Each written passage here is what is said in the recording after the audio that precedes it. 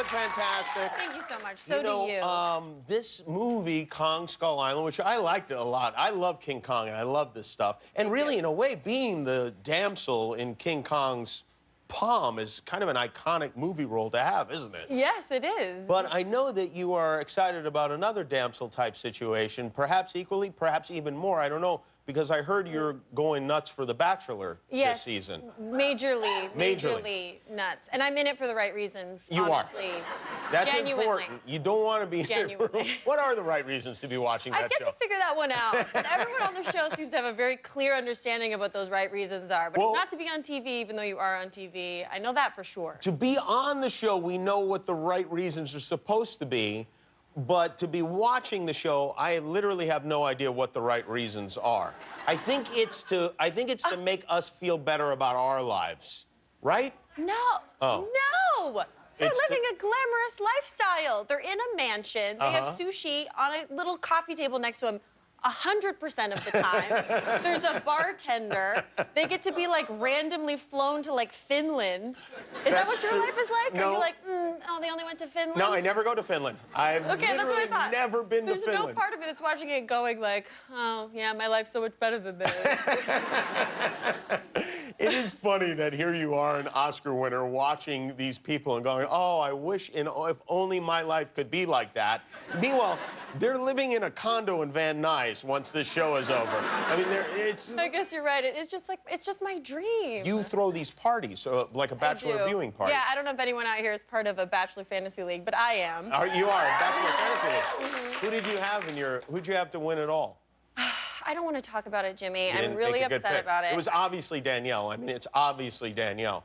What? You're with me on that? I thought it was going to be Danielle until the end, and I really am upset that she let me down. Oh, no. Oh, wait a minute. No, I've got it wrong. You're talking about Vanessa. I'm talking about Vanessa. How dare you throw that in my face? Wait, there's two Danielles. Yeah, so it got me confused. See, what's upsetting to me about Vanessa is that I forgot. It was this, like, last-minute thing where I had to pick the final one, and I just forgot there was too many brunettes, and I'm sorry. I feel bad about it, and now I feel like she's going to win, and I'm, like, mad that she's going to win, but I should be happy that she's finding love, but I want to win my Bachelor League. Yeah. Who in your league picked Vanessa? Everyone. Oh, everyone picked Vanessa. Yeah. Well, you should have gone with the group. Yeah, that was an obvious one. My wife picked her before she even knew what her name was. Thank you, Jimmy. She looked at the group shot and said, that's the one. We're supposed to be here talking about my accomplishments, but if you want to talk about how I'm failing at my Bachelor League, we can. This is an amazing accomplishment, and literally, it's an amazing accomplishment. You have a Bachelor bingo that you play at your house. Yeah. Who comes up with the categories here? My mom actually came up with these categories. Yeah.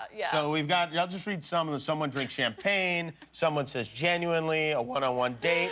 Do you have a thing where when a musician no one's ever heard of suddenly appears on the show and starts singing?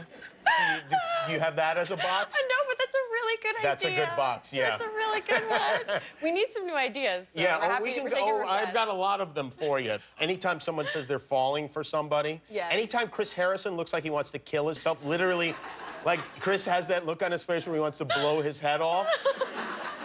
Bop. There you go. Chris has been not around very much this season. Yeah, he hasn't. So he's kind of tough on the bingo card, because one of them is Chris Harrison appears. It is like, that's a stressful one. I think Chris has had enough of the show, to be honest with you.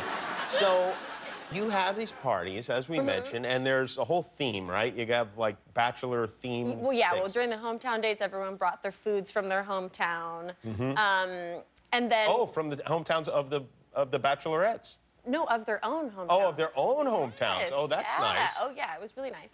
And we also have a red wine fountain, which is very classy. Where do you get a red wine fountain? Amazon. Amazon, really? Yeah, it's easy. Anyone can get it. It's just a fountain that lights up, and you can put whatever you want in it. Before I show these photos that you brought, you had this very, very special guest at your party.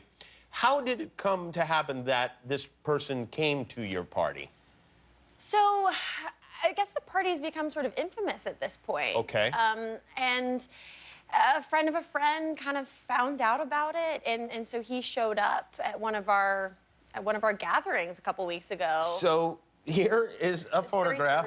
This is at your house of Bachelor you can see. Nick. There's the red wine fountain. No, there's the fountain. Yeah, it's beautiful. And why did you photograph Nick as if you were a paparazzi hiding in the bushes?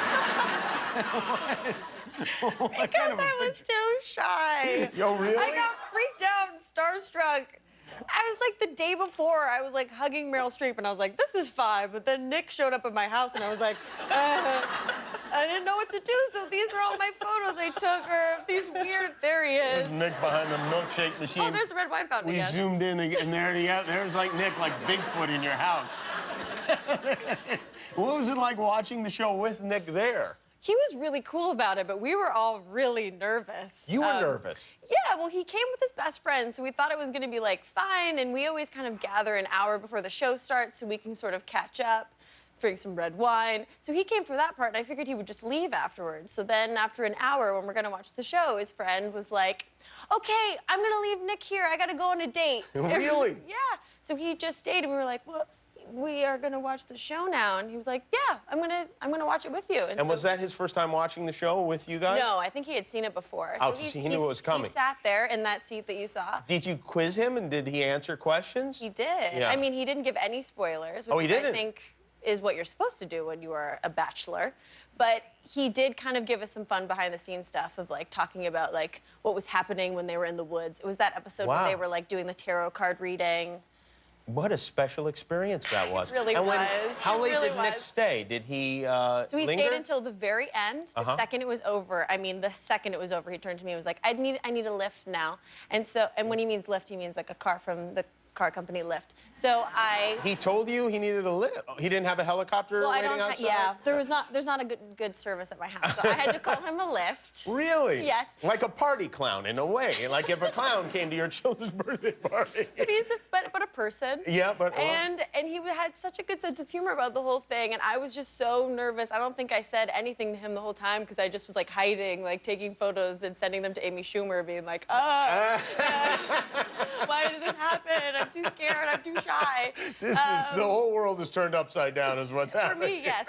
And, wow. And so I ordered him his Lyft, and he walked out, and I said, thank you so much for having such a good sense of humor, and I'm just so grateful that, like, you're really okay through all of this. What if he grabbed one of your friends and took her home and had sex with her? Would it ruin the show for you? That might ruin the show for me. Right. Yeah. It might be too. I just want the fantasy of it. Yeah. But so anyway, I said, you have such a good sense of humor. I'm so glad you're so okay with all of this. And he was like, yeah, I was going to say the same thing about you. And he just got in his Lyft.